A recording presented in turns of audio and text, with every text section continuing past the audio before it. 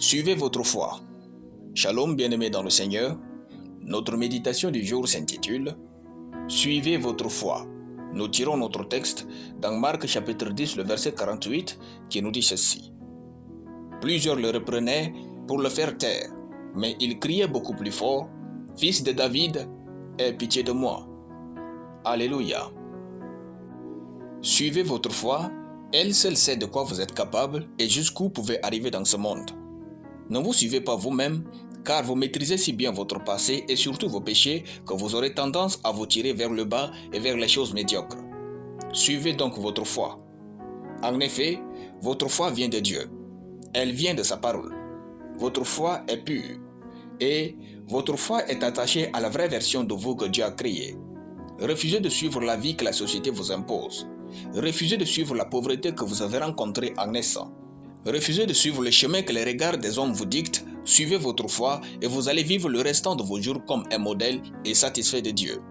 Dans le texte, l'entourage de Bartimée l'empêchait de croire comme il se doit. Son entourage voulait qu'il soit calme et gentil. Mais Bartimée suivait sa foi. Il voulait dans sa foi voir et vivre une vie indépendante et non mendiante. Ne donnez jamais l'opportunité à l'homme de contrôler votre foi si ce n'est à Dieu et à la révélation de sa parole. Ne vivez pas pour plaire aux hommes au prix de votre vie. Quand vous commencez à suivre votre foi, les gens vont vous trouver dérangeant, mais continuez de suivre votre foi. Quand le Seigneur va vous exaucer, comme Bartimée, ces mêmes gens qui vous trouvaient gênants vont revenir vers vous et vont changer de comportement avec vous. Cette vie en Christ ne réussit mieux qu'à ceux qui savent suivre leur foi et rien d'autre. Bien-aimés, Dieu n'est pas resté un Dieu de la Bible. La Bible est très petite pour raconter toute l'histoire de Dieu. Si vous êtes assoiffé de connaître Dieu, croyez en lui sans limite. Croyez en lui pour de petites choses et vous aurez un petit Dieu. Croyez en lui pour de grandes choses et vous aurez un grand Dieu. Croyez en lui pour des choses rares et vous aurez un Dieu spécialiste des choses rares. En effet, notre foi est à la limite de la révélation de Dieu dans notre vie. Votre foi est à la taille de Dieu dans votre vie.